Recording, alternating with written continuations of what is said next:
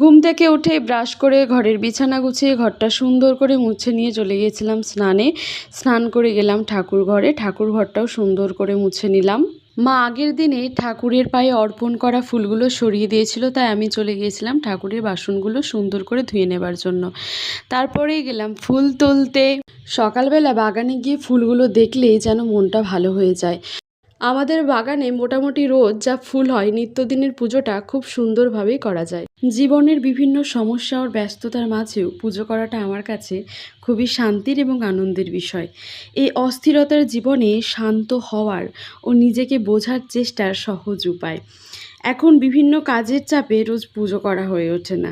আজ প্রায় 2 বছর হতে চলল সোমবারে বাবার কিছু প্রিয় জিনিস দিয়ে বাবার পূজা অর্চনা করি।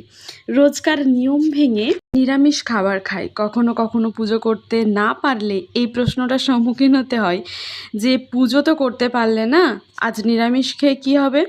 তাদের জন্য আমার কাছে একটা সাধারণ উত্তর আছে। এই যে রোজকার আমিষের রুটিন ভেঙে নিরামিষটা খাই, ঠিক এই কারণেই বাবা মহাদেবকে আমার বারবার মনে পড়ে। তাকে মনে মনে ডেকে একটু প্রণাম করতে পারি। তার জন্য কখনো কখনো পুজো করতে না পারলেও নিরামিষটা খাই সেই দিনটা।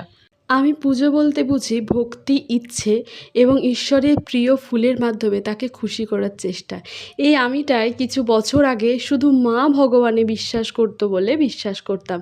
তারপর আস্তে আস্তে আস্তে আস্তে জীবনের বিভিন্ন সমস্যায় চড়াই উতরাইতে ভগবানকে উপলব্ধি করার চেষ্টা করেছি এবং আলাদাই একটা শান্তি পেয়েছি। আমি জানি না ঠিক ঈশ্বরের প্রতিরূপ মা মূর্তিটা ঠিক সত্যি আমরা যেভাবে রোজ দেখি আমাদের বাড়িতে বা কোনো মন্দিরে সেরকমই কিনা, কিন্তু ঈশ্বরের কাছে গিয়ে আমি যে শান্তিটা পাই, এই পৃথিবীর কোথাও হয়তো সেই শান্তিটা খুঁজে পাওয়া সম্ভবই নয়।